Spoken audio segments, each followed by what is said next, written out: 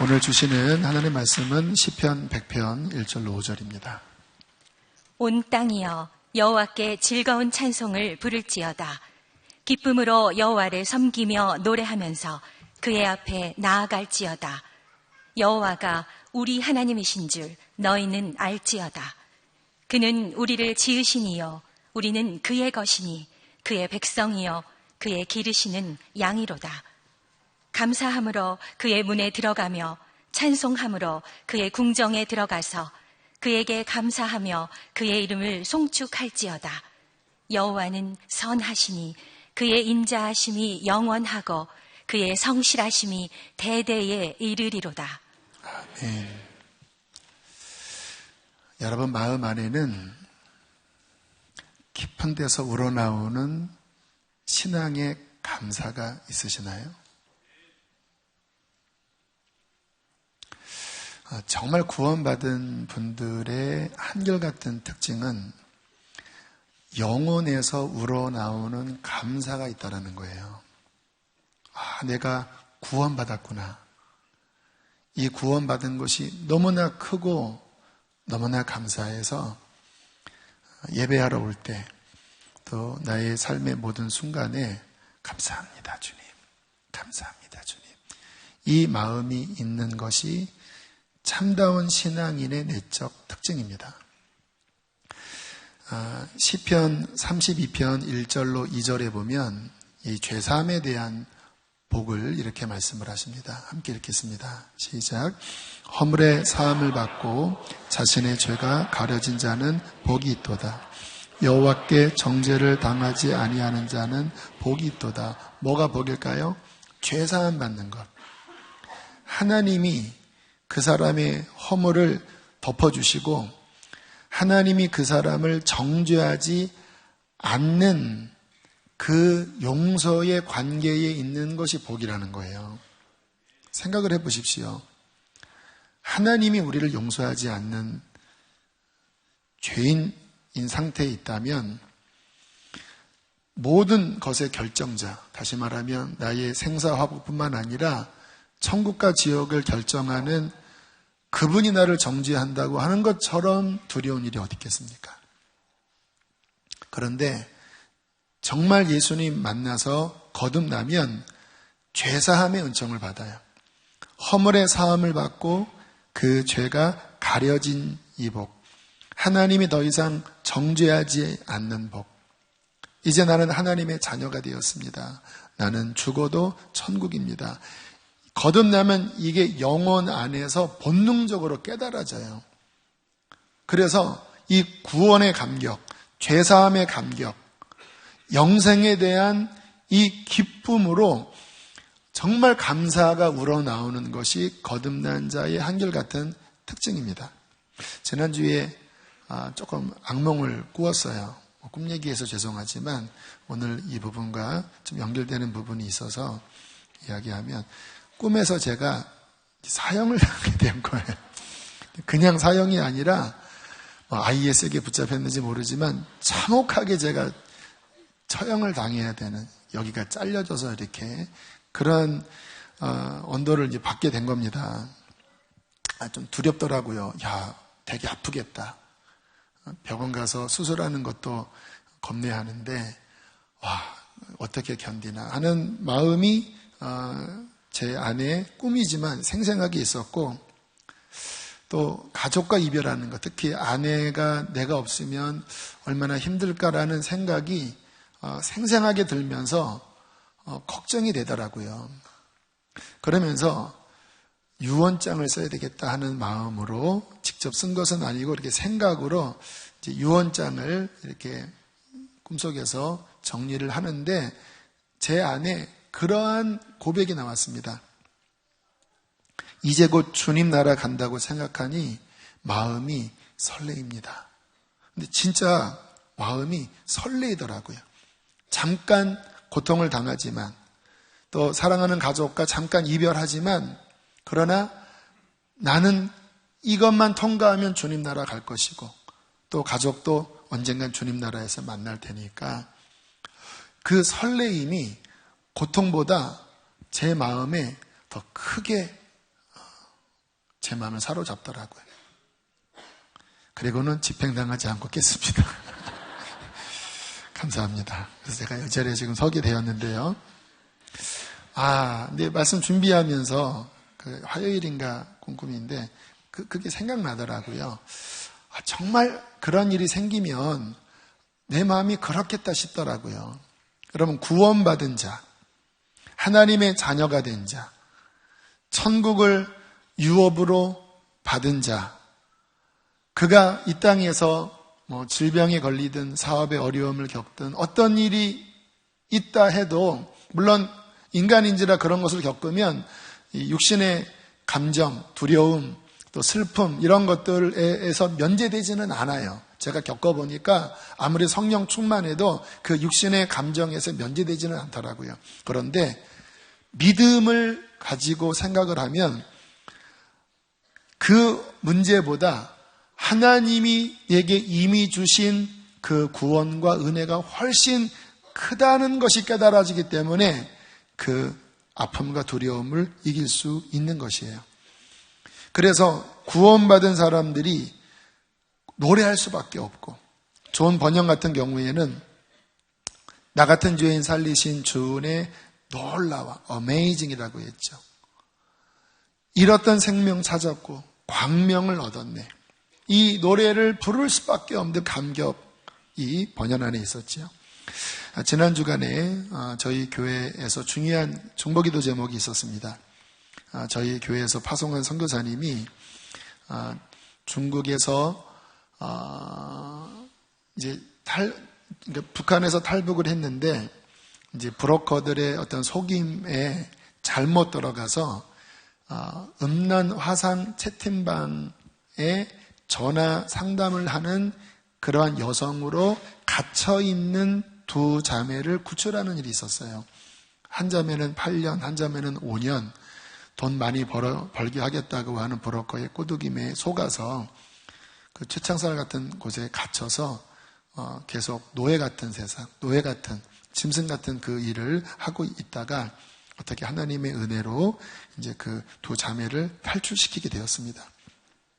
감사하게 이제 쭉 남방 쪽으로 가서 제3국 동남아시아 제3국으로 넘어가는 그 작전을 지난 주간에 잘 해서 수요일인가요? 목요일인가? 이제 제3국으로 넘어가게 되었습니다.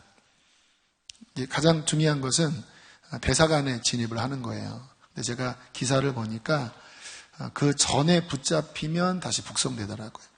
되게 굉장히 위험한 작전이었는데 한번 시도하다가 뭔가 위험해서 이제 어제 6시경에 다시 작전 들어가니까 기도해달라고 하는 요청을 받고 우리 에아드 기도방에 있는 기도 용사들에게 기도를 부탁을 드렸습니다. 근데 기도하는데요, 마음이 그렇게 짠하고 성령님의 어떤 함께 하심도 느꼈습니다.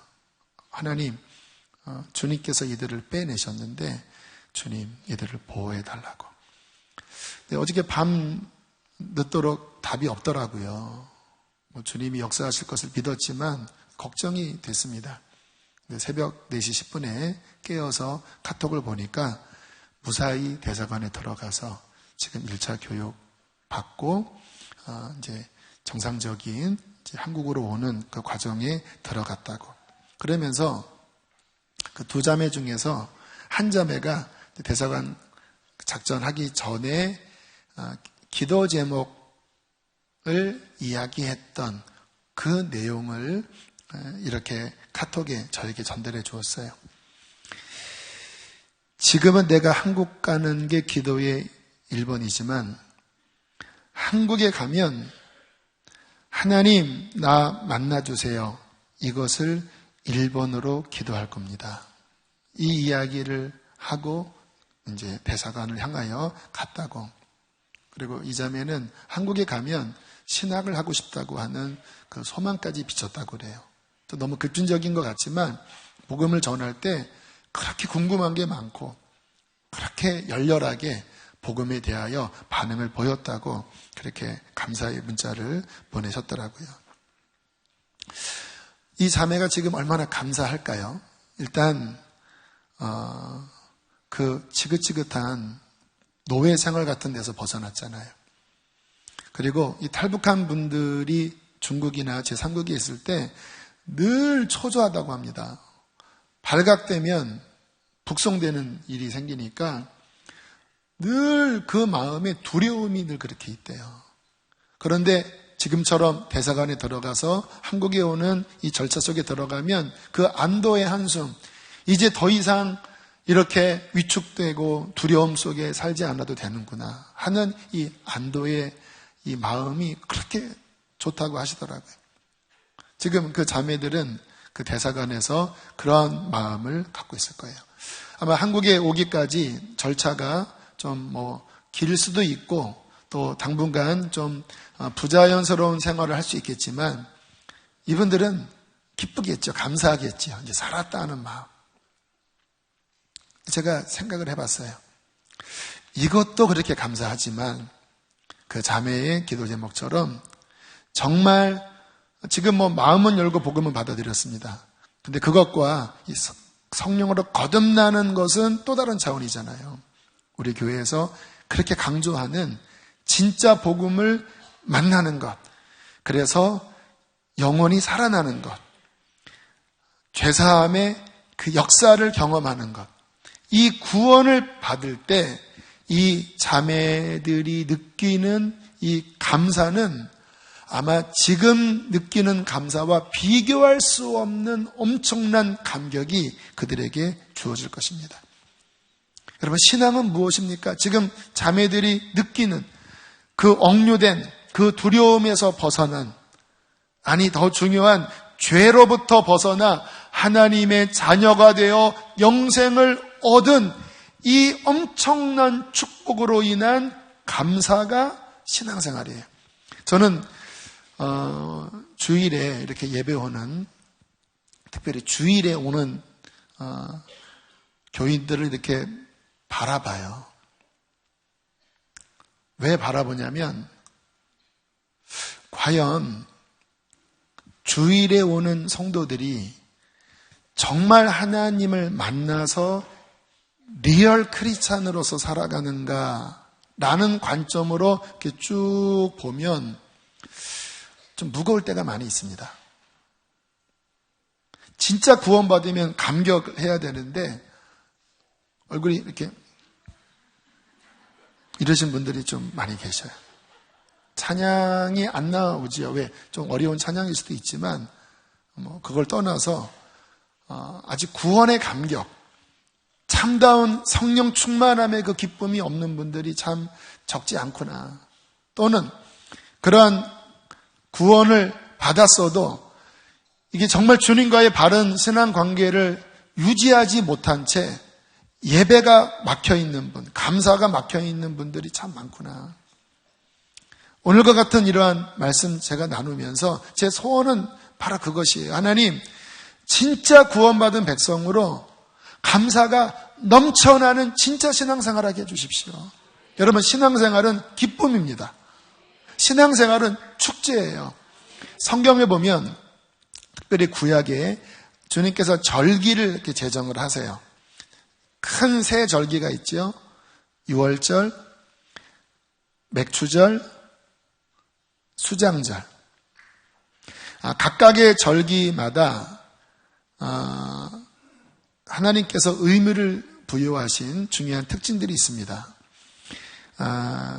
유월절은 잘 아시는 것처럼 어린 양의 피를 통하여 출애굽을 하는 것을 기념하는 절기인데 이것은 구원에 대한 감격, 감사를 알리는 절기예요.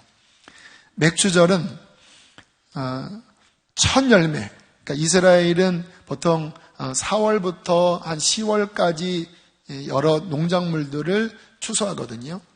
근데 이 4월, 5월경에 첫 밀을 따서 하나님 앞에 올려드리면서 이제 한 해의 첫 수확이 시작되었습니다. 주님께서 내 인생의 주인이십니다. 그렇게 해서 맥추절을 보내고요. 수장절은 지금 우리 추수감사절과 같아요. 한 10월경, 9월 말에서 10월경에 한 해 농사 다 다 마무리하고 하나님 앞에 곡식을 올려드리면서 한 주 동안 하나님 앞에 축제를 벌이는 것이 수장절 또는 추수감사절이에요. 근데 이 각 절기는요, 하루만 하는 게 아니라 일주일 동안 축제를 벌입니다.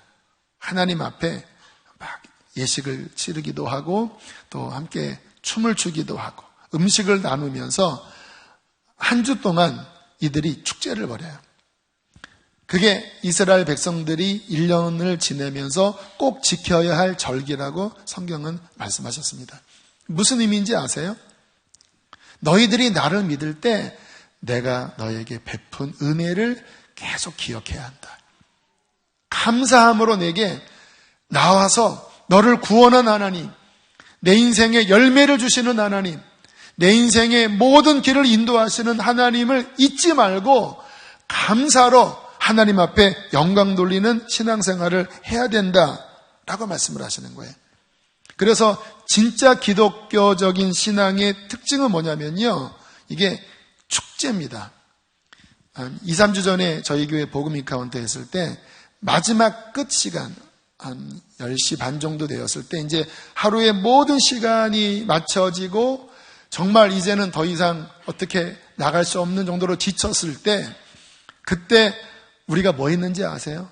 하나님 앞에 기쁨으로 찬양하면서 춤도 추고 함께 막 어깨동무도 하고 하이파이브도 하면서 감사의 축제하는 기쁨의 시간을 가졌어요.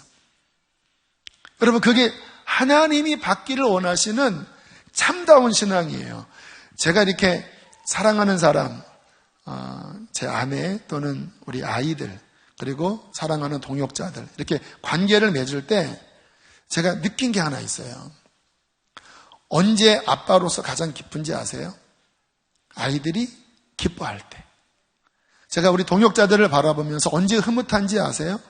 이곳에서 함께 사역하면서 이렇게 기뻐하는 마음을 가질 때 저도 기쁘더라고요. 여러분, 사랑하는 연인 사이에 진짜 그 연인을 행복하게 하는 게 뭔지 아세요?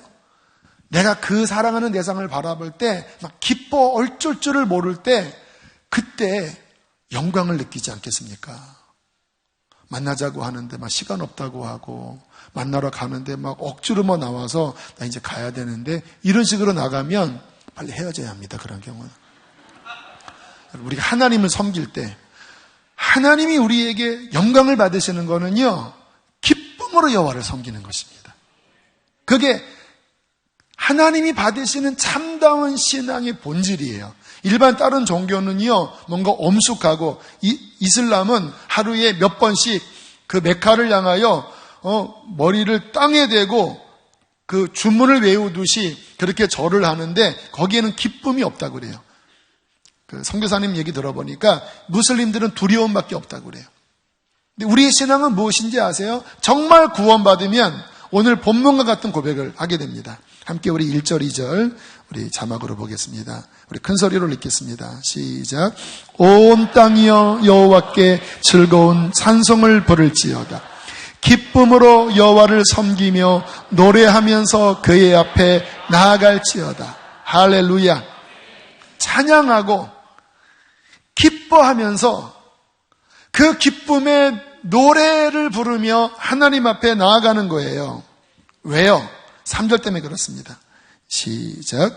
여호와가 우리 하나님이신 줄 너희는 알지어다. 그는 우리를 지으시니요 우리는 그의 것이니 그의 백성이요 그의 기르시는 양이로다. 우리가 창조주 하나님의 백성이라는 거예요. 우리가 그 하나님의 보호를 받는 그 손의 양들이라는 거예요.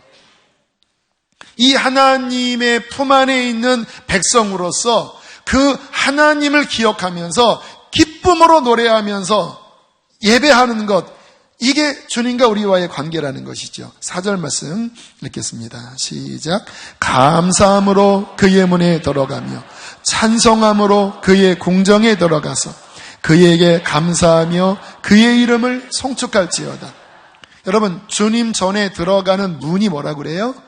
감사함으로 문을 들어가는 거예요. 영적인 의미예요. 정말 주님 앞에 들어가려면 감사로 문을 열어야 돼요. 그 궁정 안에 들어가 예배하는 것은 무엇입니까? 찬송함으로 그 궁정에 들어가 그에게 감사하며 그의 이름을 송축할지어다. 5절 말씀 시작. 여호와는 선하시니 그의 인자하심이 영원하고 그의 성실하심이 대대에 이르리로다.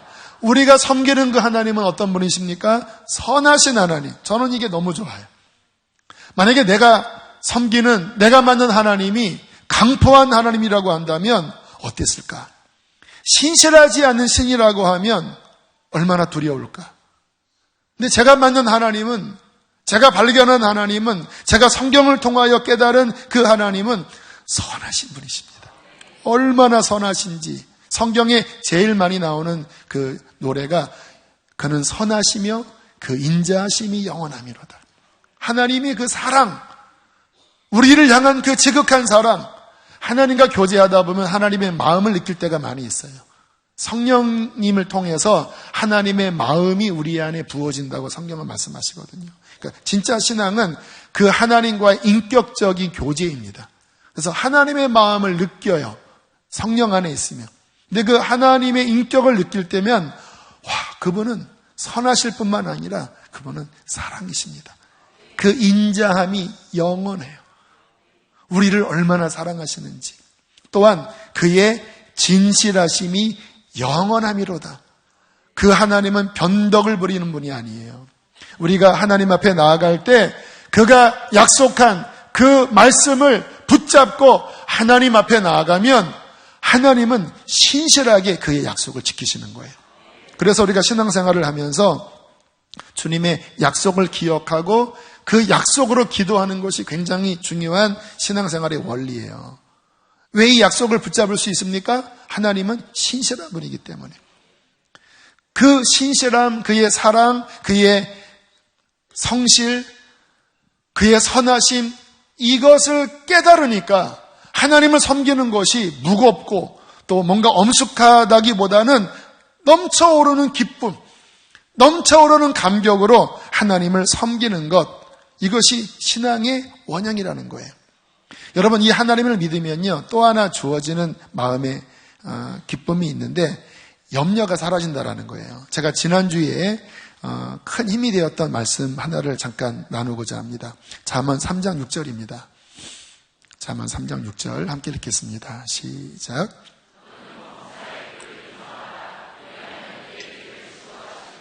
잠언서를 읽는데 이 말씀이 제 마음에 계속 울리는 거예요. 왜냐면 이제 이 근래에 제가 내년 목회를 준비하면서 여러 가지 계획들도 있었고 또 그 계획을 이제 추진하는 가운데 만나야 될 여러 일들이 있었거든요. 지난 주일, 월요일 기획위원 리트릿도 있었고 또 그 시간 속에서 또 세울 지도자들에 대한 논의도 있었고 그리고 지난주에 또 그런 대상들을 만나는 일들도 있었고 또 내년 저희 교회 사역으로 오실 인턴 전도사님들 면접도 있었고 여러분이 아시는 것처럼 인생은 그 어느 것 하나도 내 마음대로 되지 않아요.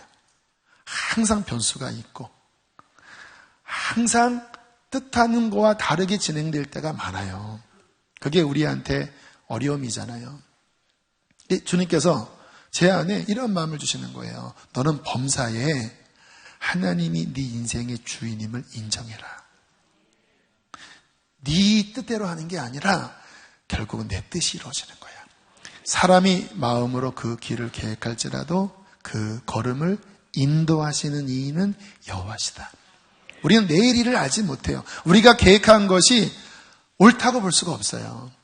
그러나 우리는 계획을 하잖아요. 그러나 그렇게 할지라도 하나님을 인정하는 믿음, 그 선하심, 그의 진실하심, 그의 영원한 사랑을 내 삶의 모든 영역에 인정하면 하나님께서 걸음을 인도하시겠다라는 거예요. 그러한 마음이 믿음으로 제게 오니까 진짜 별로 염려가 안 되더라고요. 하나님, 당신이 주인입니다. 오늘 제가 누구를 만납니다. 하나님, 당신이 주인입니다. 저는 어떤 이야기를 할 것입니다. 그것이 받아들여지면 하나님의 뜻이고 아니면 주님 또 다른 뜻이 있는 것이니까 주님 맡깁니다. 이러한 믿음으로 살아가니까 와, 염려할 게 없구나. 사랑하는 성도 여러분, 하나님을 믿으십시오. 그 믿음으로 말미암아 모든 범사에 감사로 사십시오. 우리의 삶에 내가 거듭난 크리스찬인데도 감사가 희박해져 있다면 그 원인은요, 여러 가지가 있는데 지금 제가 간증한 것처럼 진짜 내 삶의 주인이 하나님이심을 잘 안 믿어서 그래요. 하나님을 삶에서 잘 인정하지 않고 여전히 내가 주인 되어서 내 뜻대로 고집하며 살아가니까 감사가 자꾸 줄어들고 자꾸 탄식이 나오고 불평하는 말이 나오는 거예요. 그러나 하나님을 믿는다면 그는 범사에 감사할 수 있을 것입니다. 신앙은 무엇이에요? 이 감사가 바로 기초입니다. 성경은 이 감사에 귀한 약속을 담아 두셨어요. 저는 이것을 감사의 선순환이라고 명명을 합니다. 성경을 읽어보니까 이런 원리가 있더라고요. 하나님이 누구에게 어떤 은혜를 주실 때 그가 감사하기 시작하면요, 이 선한 쪽으로 점점 증진이 됩니다. 은혜 주시고 감사하고 더 큰 은혜 주시고 더 감사하고 더 풍성한 은혜 주시고 더 감사하면서 이 선순환 사이클로 그렇게 발달이 돼요. 성경의 대표적인 인물이 다윗입니다. 여러분, 성경은 그 인물마다 그 특징적인 캐릭터가 있거든요. 솔로몬은 지혜, 아브라함은 믿음, 다윗은 뭔지 아세요? 감사입니다. 감사 찬양. 목동 시절부터 양을 치면서 수금을 튕기면서 하나님을 찬양했고요. 은사가 임했죠. 수금을 튕기면 하나님의 영이 임재하셔서 귀신이 쫓겨나가요. 사울왕을 그렇게 치료하는 일을 했잖아요. 그가 사울에게 쫓김을 당할 때 그 광야 사망의 음침한 골짜기에서 다윗은 비파야 수금아 깰지어다 내가 새벽을 깨우리로다 하면서 고난 중에도 찬양을 해요. 그가 나중에 왕이 되었을 때 어떻게 했는지 아세요? 하나님의 임재의 상징인 법궤를 시온 성에 가져다가 장막을 쳐놓고 그리고 성가대를 레위인으로 조직합니다. 우리가 시편에 보면 어떤 사람을 쫓아 누구의 마스길 그런 말들이 있잖아요. 그게 다윗이 레위인을 이렇게 각 어떤 족보대로 나누어서 24시간 365일 릴레이로 끊임없이 하나님을 찬양하게 만들었어요. 시편에 밤에 여호와의 집에 서 있는 너희들아 여호와를 송축하라. 한밤중 12시에도 지금 우리의 찬양은 다소 물론 다 그런 건 아니지만 이렇게 사람들에게 들리는 형태의 찬양을 합니다. 우리는 물론 하나님께 드리는 거지만 사람을 의식해요. 근데 성경에 나타난 그 다윗의 찬양대는요, 하나님 법궤 앞에서 오직 하나님 한 분만 청중이에요. 24시간 내내 시를 읊으면서 찬양하고 각종 악기를 튕기면서 찬양하고 그 시간이 끝나면 곧장 릴레이로 그 다음 팀이 와서 끊임없이 찬양을 하게 했어요. 이게 다윗의 신앙의 특징입니다. 다윗이 성전을 짓고 싶었잖아요. 근데 하나님께서 너는 전쟁을 많이 해서 네 손에는 피가 많다. 그래서 너보다는 네 아들이 낫겠다. 다윗이 그래서 성전은 못 지었지만 역대상 끝을 보면 다윗은 자신이 전쟁에서 모은 전리품, 엄청난 금입니다. 그거를 환산하니까 거의 조 단위래요. 그 엄청난 금, 은, 그리고 철, 이러한 것들을요, 솔로몬을 통해서 하나님 앞에 다 헌금하면서 이 재료를 가지고 지어라. 하나님의 성전은 웅장해야 하는데 나는 하나님께서 짓지 못하게 하셨는데 나는 그 대신 재료를 다 되겠다. 그러니까 그 인생의 모든 면이요, 그냥 감사, 어떻게 하면 내가 그분을 높여드릴까? 어떻게 하면 하나님을 찬양 중에 기쁘게 해드릴까? 어떻게 하면 나의 가진 것으로 하나님을 영화롭게 할까? 그러한 마음으로 살아갔던 자가 다윗입니다. 선순환의 사이클 말씀드렸죠. 그렇게 살아가는 다윗에게 하나님이 베푸신 은혜는요, 전무후무합니다. 정말 그렇게 이름을 높일 수가 없이 하나님이 높여주셨어요. 하나님이 말씀하십니다. 네 이름을 가장 명예롭게 할 거야. 후대에 너의 이름이 가장 창대하게 할 거야. 다윗과 같은 위대한 왕이 어디 있습니까? 그래서 미국 사람들은 이름도 네이빗, 다윗으로 많이 짓잖아요. 메시아의 대표적인 조상, 다윗의 후손 예수 그리스도라고 하잖아요. 메시아의 대표적인 이름이 다윗의 후손입니다.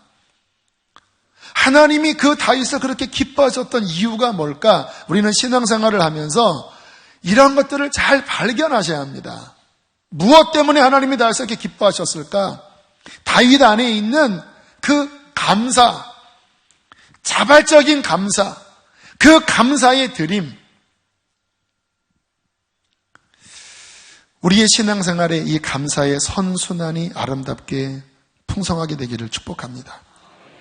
여러분 잘 보세요. 선순환이 있는 반면 악순환도 있어요.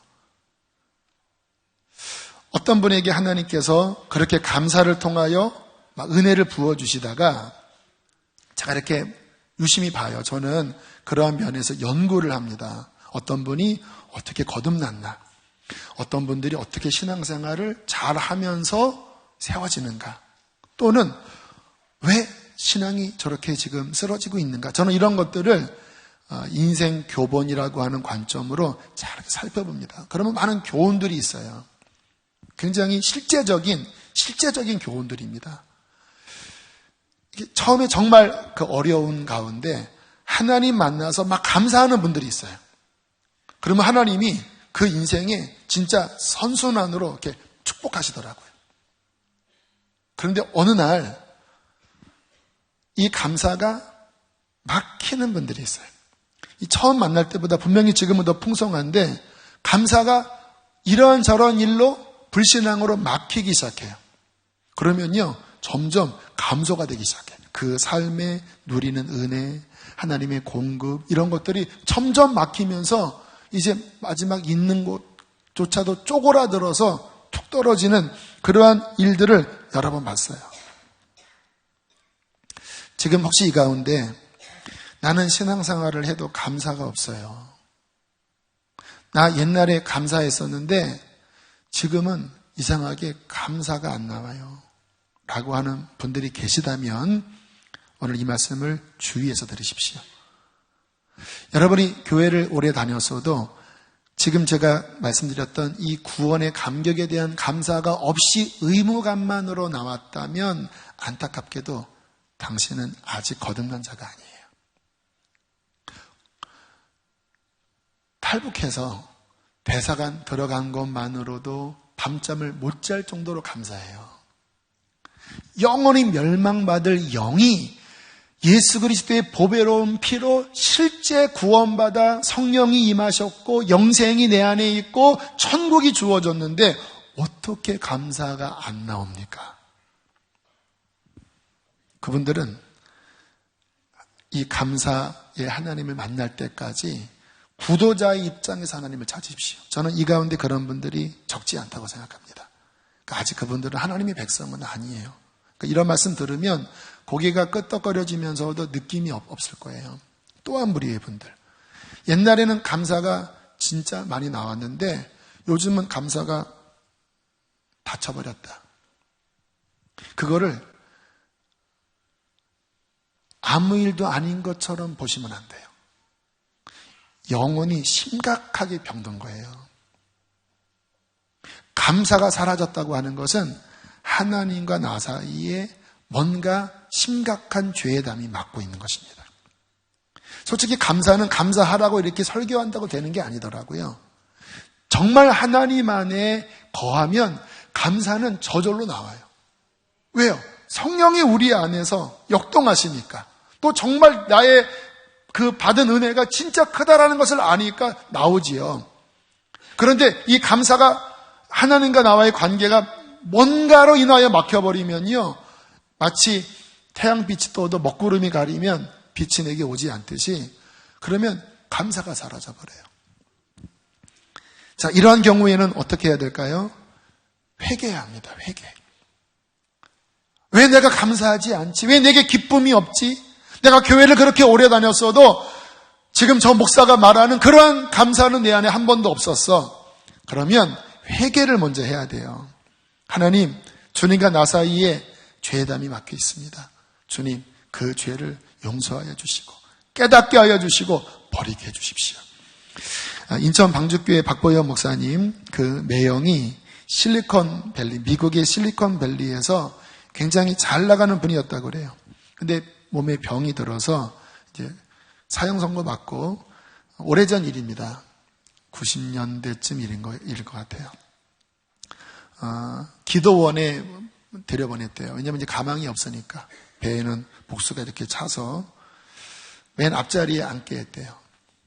한 이틀 동안에는 그냥 그렇게 지겨워하더래요. 그렇잖아요. 몸도 힘든데 이 누추한 기도원에서, 미국의 가장 잘 사는 곳에 있다가 그 누추한 곳에서 이게 너무 불편하게 게 아니겠습니까?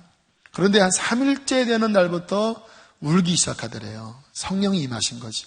그러니까 회개하고 그리고 기뻐하면서 정말 새 사람이 되었더래요. 그때 하나님께서 박 목사님을 통해서 이러한 예언을 하셨대요. 당신은 전무후무한 부자가 될 것이다. 박 목사님이 이러한 예언을 하는 분이 아닙니다. 근데 성령께서 그러한 말씀을 하셨는데, 처음에는 말도 안 된다고 이야기했대요. 병이 고쳐졌습니다. 그리고 미국에 갔는데 그때 한참 IT 주식이 막 따블따블로 올라갈 때 이분이 사두었던 그 IT 계통의 주식이 막 하루마다 거의 더블로 올라가는데 감당할 수 없을 정도로 정말 그러한 물질의 그러한 복을 받게 된 거예요. 정말로. 이분은 이제 미국에 사셨고 박 목사님은 또 한국에서 그런 고난의 시간을 보내게 되었는데, 어느 날 하나님께서 다시 이분을 만나게 하셨대요. 매형을. 오랜만에. 근데 그때 주님이 주시는 말씀, 지난번에 저희 교회의 간증으로 들었던 내용이에요. 매형 죽을 것입니다. 매형은 죽을 것입니다. 하나님이 진노하고 계시더래요. 이야기를 들어보니까 처음에는 보통 그래요. 그렇게 기적적인 치유를 받은 여러분들이 처음에는 감사가 있어요. 그래서 예배도 드리고 그렇게 하는데, 시간이 지나면요, 이게 떨어지는 거예요. 점점 교회도 빼먹기 시작을 하고, 그리고 참 안타까운 일이, 그 엄청난 부를 받았는데 11조를 안 냈대요. 11조를. 아까워서. 그렇잖아요. 10만 원 11조 낼 때는 내지만 1000만 원, 1억에 1000만 원 내는 거는 아까운 마음이 들어요. 저는 왜 그런지 모르겠어요. 1000만 원은 1억인데. 근데 이거 좀 아깝다 하는 순간 점점 마음의 감사가 인색해지기 시작했고, 그리고 이제 형식적으로 교회를 나가기 시작했대요. 그렇게 수년이 흐른 어느 날 하나님께서 박 목사님을 통해서 매형은 죽을 것입니다. 자, 그런데 보통 이제 이런 상황은 특별한, 저도 평생 그런 거는 경험해보지 않은 특별한 케이스인데, 또 그런 탁월한 은사가 있으니까 그렇게 하셨겠지만, 그런 일을 겪으면, 또는 성경에 그런 이야기들이 있잖아요. 우리가 배워야 될 게 있어요. 이것도 되게 중요한 지혜인데, 하나님께서 진노하셔서 그런 심판을 명하실 때 하나님의 본심은 심판이 아닙니다. 그가 회개하고 돌이키는 거예요. 그래서 성경에 보면 내가 죽으리라 할 때 그가 만약에 그 죄에서 돌이키면 나는 그 진노를 그에게서 거둘 것이다. 나는 악인이 망하는 것을 원하지 않는다. 나는 악인이 돌이켜 사는 것을 원한다. 이게 하나님의 선하신 마음이에요. 그러나 그분은 정의로우신 분이시고 심판주이기 때문에 경고하고 회개를 요청했을 때 완악한 마음으로 거절하면, 그때는 주님의 심판이 작동되면 그때는 무서운 거죠. 근데 이제 이 경우에는 한번 기회를 얻었던 거였잖아요. 죽으면서 살았으니까. 그리고는 그렇게 돼버리니까 하나님이 되게 진노하셨나 봐요. 죽을 것이다. 그런데 그때 이제 박 목사님이 우리 같이 금식하며 기도하자. 나도 생명 다해 기도할 테니까 하나님께 기회를 달라고 하자. 그렇게 요청하고 정말 병원에 갔더니 이 간에 골프공 한 만한 게 한 몇 개가 3개인가가 있는데 가장 위험한 부위에 암이 있어서 그거를 제거할 수 없는, 그거를 자르면 이제 뭐 동맥이 터지는 그러한 이제 정말 징계를 받은 거죠. 거의 사경을 헤매다가 막판에 거의 끝에 가서 기적적으로 내사자의 간 이식 기증을 받고 살아나셔서 지금은 정말 하나님 경외하면서 정말 주님을 위하여 헌신하면서 가장 낮은 곳에서 어려운 이웃들을 섬기면서 그렇게 살고 계시다고 하는 이야기를 들었습니다. 신명기 28장을 한번 보십시오. 자막으로 보겠습니다. 함께 읽겠습니다. 시작.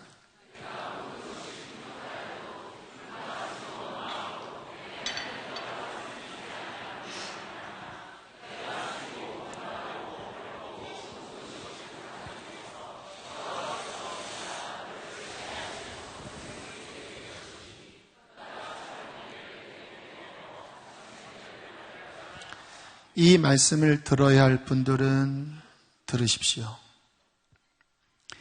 하나님이 당신에게 풍족한 것들을 주셨어요. 그런데 어느 순간부터 기쁨과 즐거운 마음으로 하나님을 예배하지 않은 거예요. 감사로 화답하지 않은 거예요. 주님께서 뭐라고 말씀하십니까? 그로 말미암아 너는 줄이게 될 것이고 목마르고 헐벗고 부족한 중에 하나님이 보낸 그 적군을 통하여 너는 철멍에를 목에 메고 멸망할 것이다. 여러분, 우리의 신앙생활에 감사가 점점 줄어들고 있다고 하는 것은 큰 위기입니다. 감사할 게 없어요. 왜 없어요? 얼마나 많은데. 만약에 감사가 점점 줄어들었다면 빨리 오늘 이 시간에라도 그 자리에 멈춰서 다시 하나님을 바라보면서 주님이 내게 주신 그 은혜를 기억하면서 감사로 화답하고, 그리고 그렇게 감사하지 못했던 여러 원인들에 대하여 세상 욕심에 빠졌던지 아니면 죄악에 내 마음을 주었던지 아니면 불신앙 가운데 빠졌던지 하나님 앞에 진정으로 뉘우쳐 회개하고 감사를 회복한다면 하나님은 다시 당신의 삶에 선한 은총의 선선한 사이클을 부어주실 것입니다. 오늘 이 말씀이 꼭 필요한 분들이 저는 이 자리에 계시다고 믿습니다. 귀 있는 자는 들으십시오. 또 이 말씀의 반응을 보이셔야 합니다. 이거 듣고 그냥 돌아가서 또 여전히 불평, 원망, 탐욕 이런 데에 빠지면요 정말 우리의 삶에는 재앙이 올 수밖에 없는 것이죠. 첫 번째는 회개를 하셔야 되고요. 두 번째는 예배를 회복하십시오. 여러분, 우리 신앙생활의 가장 중심 센터는요 예배입니다. 예배. 다른 게 아니에요. 예배가 무너지고 뭐를 합니까, 여러분이? 봉사도 중요하지만 예배가 무너져 있는 상태에서 봉사하지 마십시오. 예배가 무너졌는데 돈 많이 벌어서 뭐 하시겠어요? 좀 더 벌었는데 예배가 무너지면 감사가 회복이 안 된다라니까요. 감사는 오늘처럼 말씀 듣고 하나님의 진리를 깨닫고 회개하고 돌이켜 바른 관계 속에 거하면 감사가 다시 증진되잖아요. 그러면 이 감사가 증진되면서 삶의 모든 영역에 하나님의 호의, 하나님의 페이버가 부어지는 거거든요. 근데 예배에서 멀어지면요 세상이 보이는 거예요. 그러면 부족한 게 보이잖아요. 내가 저 사람보다 이게 부족하고 구원의 감격이 아니라 문제만 보다 보면 점점 수렁에 빠져서 그 인생이 쪼그라들게 되는 것이 아니겠습니까? 저는 내년 저희 목회의 주안점은 예배를 모든 부서, 유년부, 유치부, 어린이부, 청소년, 모든 예배가 정말 기름 부으심이 철철 넘치는 생명력 있는 예배가 되는 게 내년 목회의 주안점이에요. 그게 되면요 다 살아나는 거예요. 할렐루야. 그게 되면 다음 세대 걱정할 거 없어요. 왜? 예배 중에 아이들이 주님 만나면 성장하는 거잖아요. 선교도요, 예배가 회복되면요, 선교의 문이 열립니다. 이번 미얀마 가서 그렇게 열린 예배를 가서 드리고 그 미얀마 목회자들이 일어나게 되기를 저는 원합니다. 사랑하는 성도 여러분, 말씀을 마무리합니다. 감사를 회복하십시오. 주일에 예배 올 때 주님 앞에 그냥 오지 마시고 5,000원도 괜찮아요. 그 안에 한 주에 내게 베푸신 은혜를 감사로 적어서 헌금통에 넣을 때 그냥 이게 아니라 주님 앞에 감사의 마음으로 하나님 감사합니다. 이 예배당에 와서 하나님 앞에 한 주간 베푸신 은혜 감사합니다 고백하고, 내 삶에 어려움이 와도 그러나 하나님 당신이 나의 왕이십니다, 그렇게 자꾸 감사를 열어서 올려드리면 하나님이 당신의 인생을 회복하실 것입니다. 가정을 회복하실 것입니다. 우리 함께 시간 찬양하겠습니다. 우리 찬송가 29장 우리 큰 소리로 성도여 다 함께 할렐루야 아멘 하면서 우리 박수 치면서 찬양합시다. 성도여 다 함께 할렐루야 아멘 주 찬양하여라 할렐루야 아멘 주 보좌 앞에서 대가신 은혜를 다 찬송하여라 할렐루야 만문을 열어라 문을 열어라 할렐루야 온 하늘 울려라 온 하늘 울려라 할렐루야 아멘 인도자 되시며 친구가 되신 주 그 사랑 끝없다 할렐루야 아멘 주 찬양하여라 할렐루야 아멘 찬양은 끝없다 할렐루야 아멘 거룩한 집에서 주는 정길이며 늘 찬송 부르자 할렐루야 아멘 찬양하라 내 영혼아 찬양하라 내 영혼아 할렐루야 내 손에 이미 거들아 다 찬양 감사하라 내 영혼아 감사하라 내 영혼아 감사하라 내 영혼아 내 손에 이미 거들아 다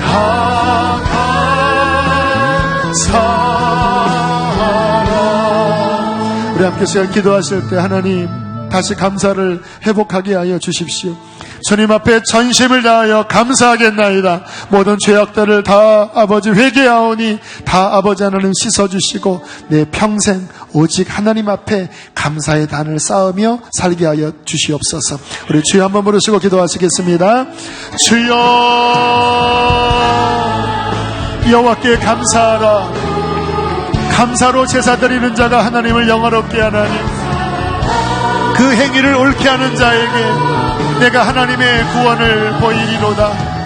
하나님 감사합니다. 감사합니다. 하나님 모든 원망과 모든 불평과 모든 감사치 못한 삶에서 하나님 시간 돌이킵니다.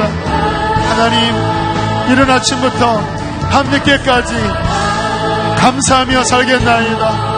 감사하며 살겠나이다. 감사하며 살겠나이다. 하나님, 주님 앞에 감사로 화답하며 살겠나이다. 주께서 우리에게 주신 그 많은 은총을 무엇으로 보답하겠나이까. 하나님, 우리의 입술에 찬양을 받으시고 우리의 삶에 드리는 감사의 아버지 헌신을 받아주시옵소서.